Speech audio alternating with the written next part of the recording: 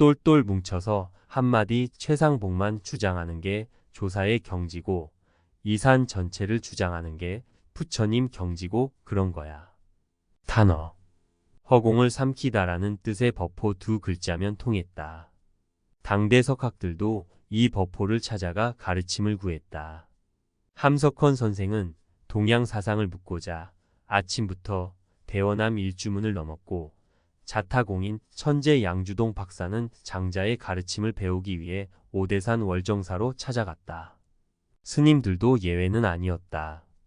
성철 스님은 보름 동안 방산굴에 머물면서 학인 스님을 가르치는 모습을 지켜봤다.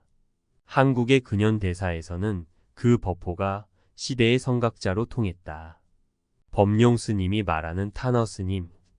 스님께서는 금강산 유점사에서 출가하여 1937년 강원도 삼본산 승려 연합수련소에 입소하기 위해 오대산 상원사로 오셔서 처음 탄어 스님을 만나셨다는데 그 당시 탄어 스님께서는 무엇을 하셨습니까?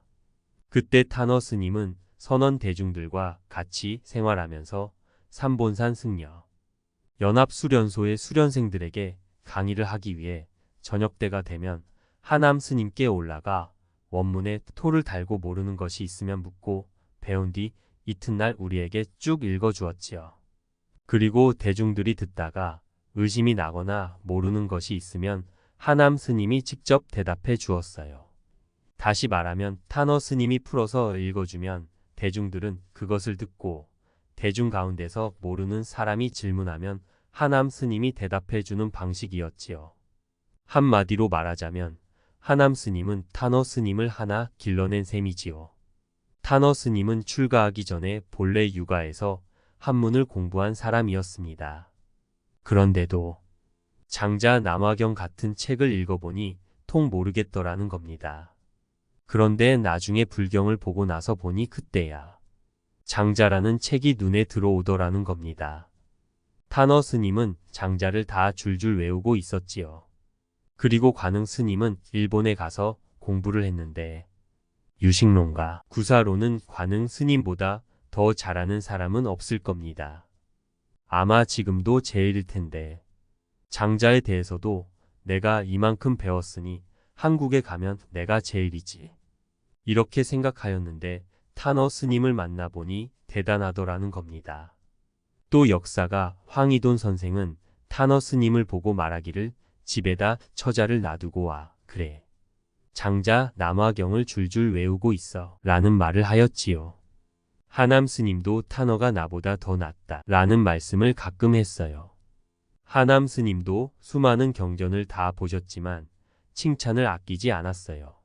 하남 스님께서 1941년 선학원에서 열린 유교법회에 초청을 받았지만 참가하지는 않았지요. 혹시 여기에 대해서 알고 계신지요? 얘기가 있으면 해주십시오. 그때 내가 하남 스님 옆에 있었어요. 선학원에서 밤중에 두 사람이 왔는데 한 명은 청담 스님이고 또 한 명은 기억이 잘 나지 않는데 고승법회를 한다고 하니 하남 스님 하시는 말씀이 자칭 고승으로 할 수 있는가 유교법회로 하라 했어요. 법룡 스님께서 상원사에 계실 때 탄어 스님과 관련된 재미있는 일화가 있으면 말씀 좀 해주십시오. 탄어 스님은 잠을 잘 적에 꼭 겹자로 된 목침 위에 수건을 올려놓고 주무시는데 한잠 자고 나면 목침 따로 수건 따로 각자가 흩어지지요. 그래서 깨면 다시 그것을 모아서 자곤 하셨어요. 그 목침은 버드나무나 피나무와 같이 말랑말랑한 나무를 손수 깎아서 만들었어요. 법룡 스님은 상원사를 떠나 각처를 돌아다니시며 참선 수행을 하였는데 그 이후에 다시 상원사에 머무르지는 않았습니까? 내가 하남 스님 돌아가실 때 옆에 있었지요. 그때 나는 상원사 중대에 있었는데 낮 12시가 되면 하루에 한 번씩 노스님의 병문안을 갔어요. 그런데 한 번은 희섭 스님이 산등성이 꼬불꼬불한 대를 반쯤 올라와서 노스님이 돌아가셨다고 소리를 지르기에 나는 속으로 돌아가시면 할 수 없지 하면서 내려가 보니 좌복에 앉아 돌아가시고 말았어요. 그래서 옆에 있던 가사 장삼을 입혀드리자 옆으로 넘어가셨거든요. 그래 자복에 앉은 채로 뒤로 밀었는데 처음에는 고개가 안 넘어갔지만 조금 있으니 머리가 뒤로 넘어가셨거든요. 그때 마침 김영기라는 사람이 부대의 정원부장인데 절에 왔다. 그것을 보고 사진을 찍어 부산 가서 총무원에 주어서 하남 스님이 돌아가신 것을 모두 알게 된 것이지요. 하남 스님의 정신이 탄어 스님에게 계승한 것으로 볼 수 있는지요. 하남 스님은 계행, 선지, 강경, 글씨까지 고루 있어서 뭐 하나 빠지는 것이 없어요. 특히 스님의 편지를 보면 글씨가 깨끗하니 거기에 모든 사람이 탐복하지요. 그런데 탄어 스님이 그분에게서 배웠는데 더 이상 말할 것이 없지요. 탄어 스님은 한마디로 안목이 탁 트였다고 말할 수 있지요. 옛날 사람 같지 않아요. 한 번은 이런 말을 하였어요. 둔하긴 나같이 둔한 사람이 없고 알려고 노력하면 나만큼 노력한 사람도 없다고 하였지요. 그러니 화엄경을 번역할 적엔 그저 한 잠 정도만 자고 쓰곤 했다는 말이 있지 않습니까? 또한 강의도 쉽게 가르치는 교수법으로 유명하지요. 언제 저렇게 산골에서 교수하는 법을 알았나 하는 의심이 들 때도 있어요. 이는 수련소에서 중강을 보면서 숙달되었다고 봐요. 강의할 때 보면 유불선을 다 갖다 대요. 탄어 스님은 머리상이 다른 사람보다 더 크잖아요. 그러니 그 안에 좀 많이 들어있겠어요. 조계종단 혹은 불교사 속에서 탄어 스님의 위상과 성격을 말씀해 주신다면 무엇이 있겠습니까? 탄어 스님은 하남 스님이 가르쳤으니 제2의 하남이라고 볼 수 있지요.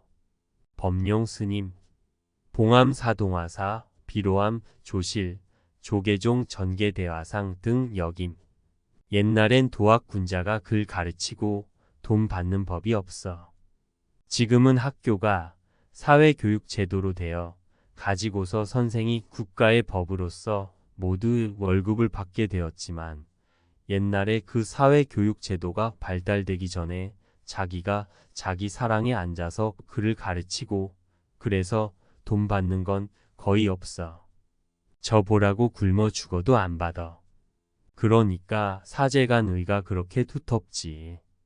스승 제자의 의라는 것이 그렇게 두꺼운 거다. 부모와 임금과 스승과 똑같이 대접하는 거야.